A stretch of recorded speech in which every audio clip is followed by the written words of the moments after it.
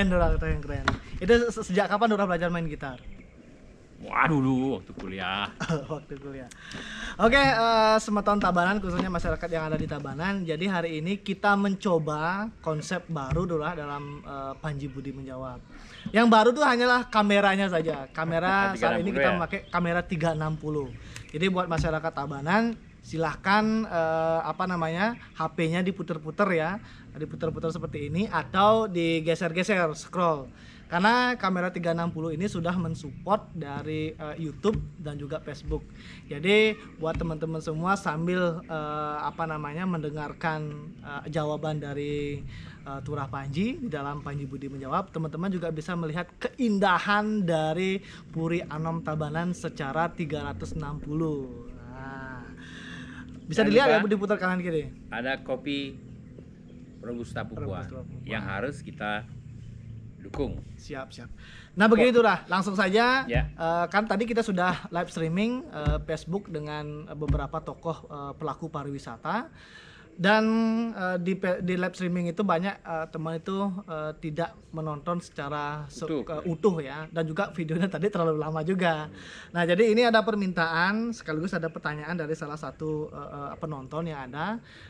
Tolong Turah jelaskan secara singkat ya blueprint tentang dunia pariwisata di Tabanan ini, seandainya ini kita ngomong seandainya di tahun 2021 pandemi ini belum berakhir atau obatnya belum ditemukan. Nah, apa yang akan Turah lakukan untuk dunia pariwisata baik itu jangka pendek, menengah sama jangka panjangnya secara blueprintnya Turah ya. Singkat 5 menit aja Turah. Jadi konsepnya begini, kita kan membangun Tabanan ini berbasis budaya dan pertanian. Tuh. Otomatis kalau kita membangun pariwisata ya pariwisata berbasis budaya dan pertanian. Nah, kita nggak punya Pantai Kuta, kita nggak punya Sanur, ya kan? Sehingga kita nggak perlu meniru Badung. Nah, kita punya Tanah Lot, kita punya Jatiluwih, kita punya Danau Belatan, kita punya sawah-sawah yang indah, kita punya Pupuan dengan hortikulturanya. Jadi potensi itu yang harus kita gali.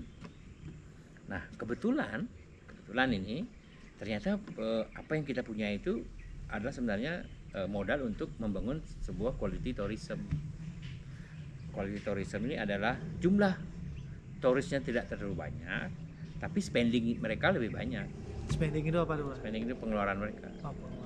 Kalau mass tourism itu mereka datang hanya paling lama seminggu gitu, mereka datang terus hanya keliling itu saja, tidak menjiwai dari apa itu Bali. Mereka hanya datang, kemudian duduk di bar, minum bir, habis itu 3 hari mereka udah balik. Nah, mass tourism itu cenderung menimbulkan banyak masalah. Satu, masalah ekologi. Jadi karena terlalu banyak orang datang ke Bali, ekologi daya dukung alam Bali itu tidak cukup. Makanya kemarin kita lihat kan pada saat situasi sedang normal sebelum Covid ini, Bali itu macet di mana-mana. Tidak hanya di Kuta, apalagi Kuta itu macet luar biasa. Itu artinya bahwa kedua, air kita kekurangan, ya kan? Subak kekurangan air, PDAM kekurangan air. Artinya daya dukung Bali itu nggak cukup. Sehingga dengan adanya corona ini, justru ini harus menjadi sebuah kesempatan untuk Bali mereview ulang format pariwisatanya dari berbasis massa menjadi berbasis kualitas.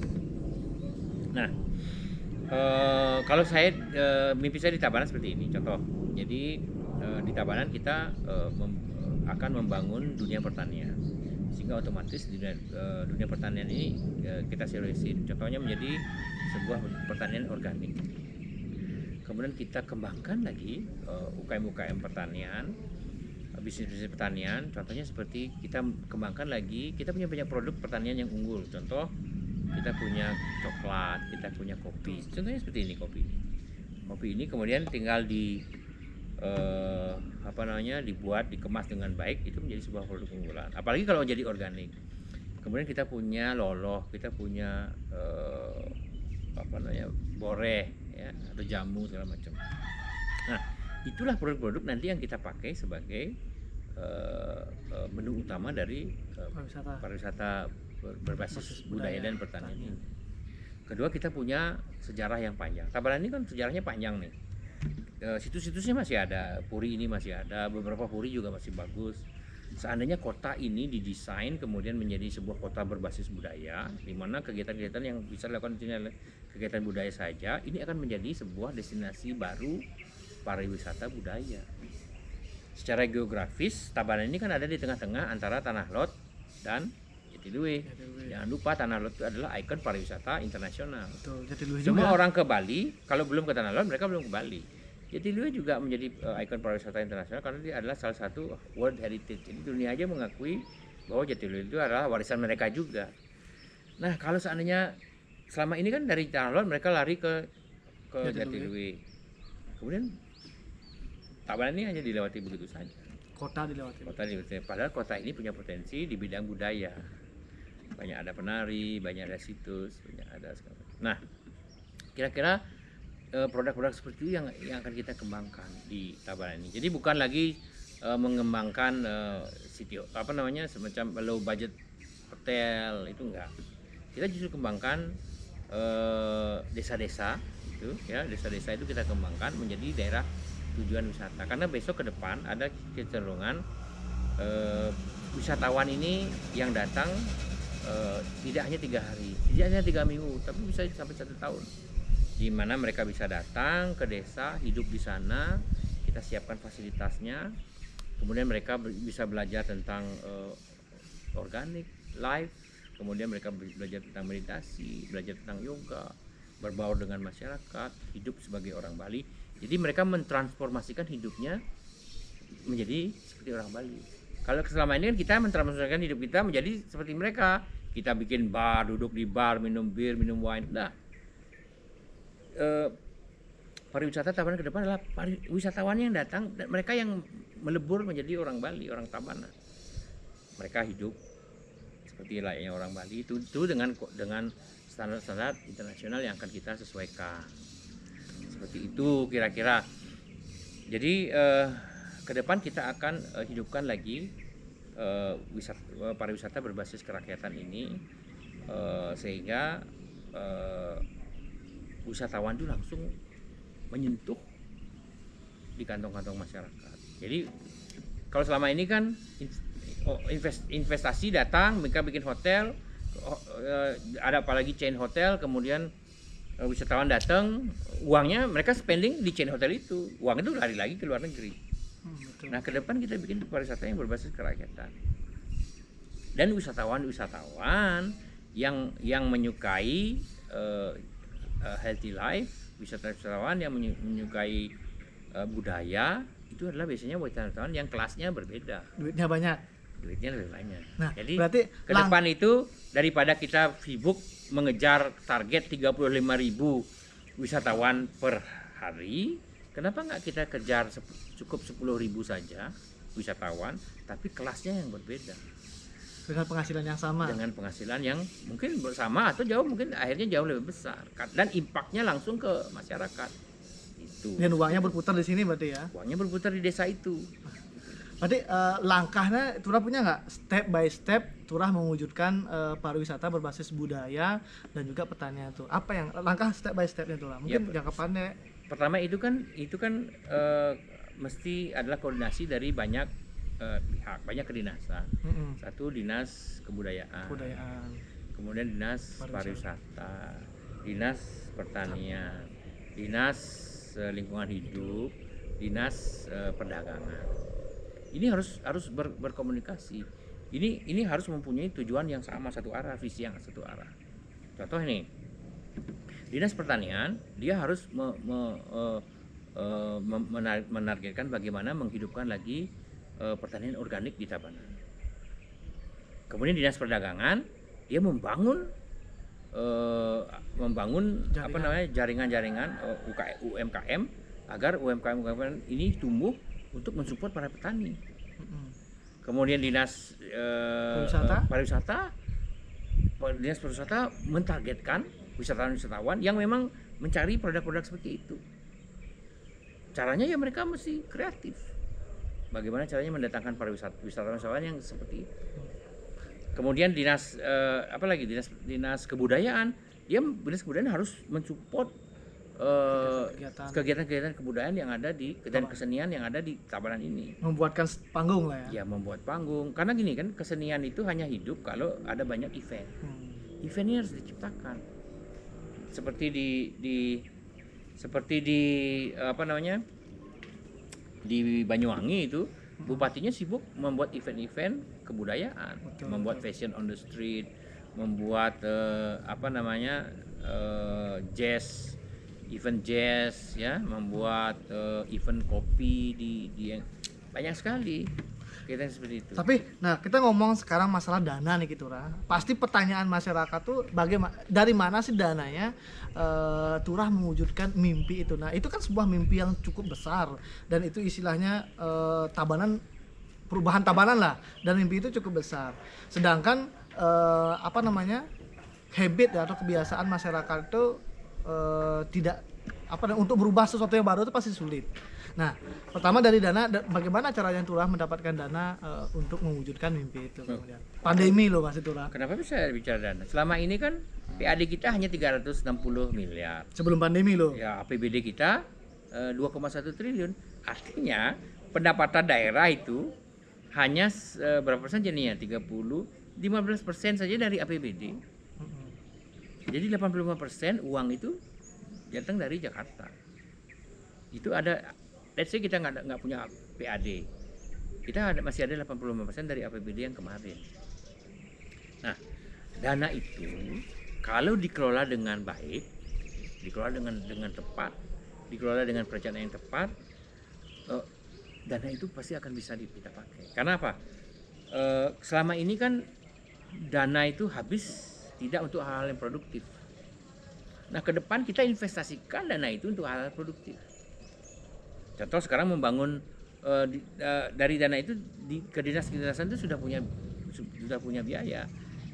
Kalau selama ini biaya itu dihabiskan untuk hal yang tidak produktif, kita bikin hal yang produktif. Contoh nih, kita bangun kesenian di Tabanan, kesenian tradisional. Nah, kesenian tradisional itu akan menarik wisatawan. Kita support kemudian UMKM ini kalau disupport dia akan membuat guliran ekonomi yang lebih besar. Sehingga di harapan kita dengan adanya perguliran ekonomi itu, ekonomi Tabanan ini akan menjadi lebih sehat. Karena di masa pandemi ini tidak mungkin orang akan datang berduyun-duyun ke Bali. Iya betul. Karena apa? Karena di luar negeri juga krisis, mereka juga nggak punya duit. Jadi kita nggak mungkin menargetkan banyak turis. Kecuali yang kaya-kaya ya. Tapi orang-orang yang yang kaya, orang-orang yang wealthy di luar negeri itu juga tetap ingin ke Bali. Mereka akan datang. Inilah yang harus kita kejar. Quality turis ini harus kita kejar. Mereka jumlahnya sedikit, tapi spending mereka kemungkinan akan menjadi sama dengan mass tourism ini. Ini yang kita kejar. Berarti langkah jangka pendek berarti Turah ya. Kita ngomong jangka pendek karena masih pandemi, berarti Turah itu akan mengambil quality tourism. Itu berarti ya. Kalau jangka menengahnya nanti setelah pandemi ini berakhir, seandainya berakhir, kemudian baru jangka panjangnya seperti itu. Jadi gini, saya kira 2021 itu akan terjadi krisis. Akan terjadi. Ya, karena sekarang ini 2020 ini baru awal-awal krisis. Krisis itu yang terberat mungkin tahun 2021 itu. Sebelum vaksin ditemukan dan disepakati oleh seluruh dunia. Nah, sehingga kita harus benar-benar memakai semua budget itu dengan bijaksana. Jadi tidak bisa memakai pola yang lama lagi, bahwa ada duit harus diserap habis. Diserap habis bagus karena itu bisa, artinya uang itu menyebar di masyarakat, tapi diserap habisnya harus dengan hal yang produktif. Harus bisa menghasilkan sesuatu gitu. Salah satunya adalah ya pertanian itu. Jadi kalau kita, karena saya tadi bicara tentang perekonomian di Bali ini, pada khususnya itu perekonomian itu kan lebih banyak ke sektor tersier, pariwisata 65%, sektor primer hanya 12,5%. Ini harus kita geser, sektor primer harus diperbesar. Karena pada saat krisis, siapa yang menguasai bahan makanan, dia akan menguasai dunia. Nah, ini kita harus memastikan bahwa masyarakat Tabanan tidak susah mengakses bahan pokok makanan. Itu dulu. Nah, kalau kemudian ini sudah berjalan dengan baik, sektor pertanian ini, ekonomi mulai bergulir, kita bisa fokus untuk meng-create quality tourism ini. Gitu. Dan mereka pasti akan datang. Siap. Tidak mungkin banyak orang, karena mereka krisis ya. Orang yang nggak punya, mereka belum akan berwisata. Ya. Tapi orang-orang yang punya duit, yang punya pesawat jet pribadi, orang-orang yang punya pesawat pribadi, atau orang-orang yang di luar negeri itu anggap masih kaya itu, mereka pasti bisa datang ke Bali. Yang penting kemudian kita harus bersinergi, karena itu kan ada menyangkut visa, menyangkut bandara, pembukaan bandara, karena semua itu harus bersinergi. Tidak mungkin lah Tabanan itu hanya sendiri, nggak pasti. Cuman kan kita sebagai Bupati Tabanan, ya kita harus melobi ke provinsi untuk menyesuaikan strategi kita. Kemudian kita melobi sampai ke Jakarta pusat. Mungkin tentang visa, kalau dulu visa itu 3 bulan maksimal, kita harus melobi supaya bisa mereka tinggal selama 1 tahun, visa khusus. Karena kita akan membangun pariwisata khusus, yang segala sesuatunya harus khusus, izin mendaratnya khusus, visanya khusus. Itu yang harus kita upayakan, lobby ke pusat atau ke provinsi. Pariwisata yang sesuai dengan protokol kesehatan juga ya berarti ya? Ya, ke depan itu pariwisata ini dengan adanya corona, kesehatan menjadi sebuah isu yang sangat penting. Sehingga ke depan mereka akan pasti concern dengan masalah kesehatan. Salah satu masalah kesehatan adalah healthy life, organic life. Kemudian yoga, meditasi. Hal seperti itu yang harus kita kuasai di Tabanan ini. Itu yang harus kita kembangkan. Siap. Oke, terima kasih Turah. Berarti bisa saya tarik kesimpulan bahwa Turah itu, mimpi Turah adalah membangun pariwisata yang berbasis pertanian dan juga kebudayaan. Ya. Itu bisa bilang jangka pendek, menengah dan juga jangka panjang ya kan. Tapi yang paling paling jangka pendeknya adalah quality tourism berarti ya.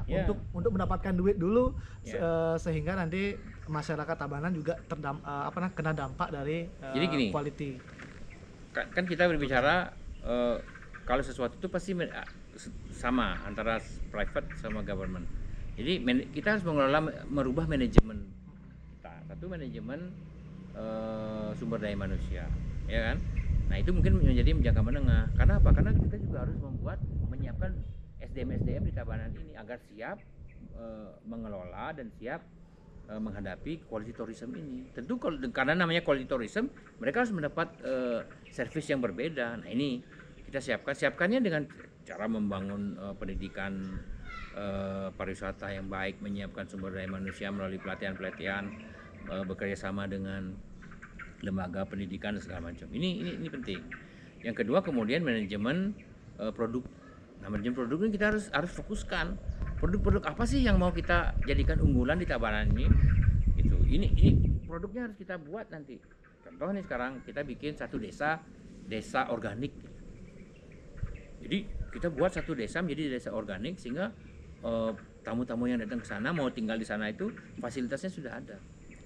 Ya, sekarang di awal mungkin jangka pendeknya apa yang ada itu kita pakai, tapi ke depan semakin lama kan itu akan berkembang di desa itu. Menjadi kebiasaan jadinya. Ya, satu behavior masyarakatnya berubah, kemudian fasilitas yang di masyarakat itu akan pelan-pelan berubah. Itu. Kemudian manajemen tadi SDM, produk, kemudian manajemen pemasaran.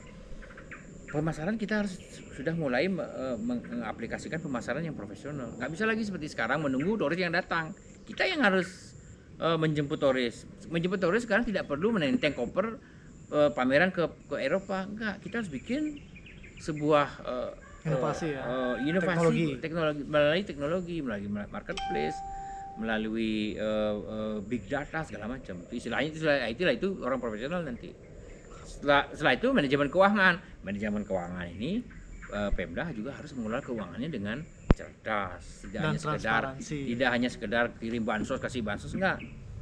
Ke depan kalau pemerintahannya mau sehat, bansos itu ya, bansos kan hanya istilah, itu kan sebenarnya program kedinasan yang diarahkan menjadi bansos. Ke depan itu program dinas itu harus membuat program-program yang real, yang benar-benar produktif.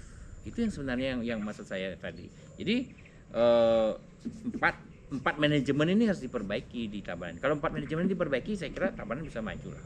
Berarti itulah yang dinamakan dengan merubah tatanan. Itulah tatanan yang baru. Jadi paradigma yang lama kita taruh, kita bikin paradigma baru. Ya, paradigma. Kita kelola Tabanan ini dengan 3 prinsip utama: jujur, profesional, dan kerja keras. Oke, terima kasih Tura atas jawabannya. Mudah-mudahan ini menjawab dari pertanyaan saya lupa namanya. Nanti saya share di diinputkan di video ini. Oke. Ya, terima kasih Tura atas waktunya dan juga Dan jangan lupa salam perubahan. Siap. Terima kasih semuanya dan Om Sandi.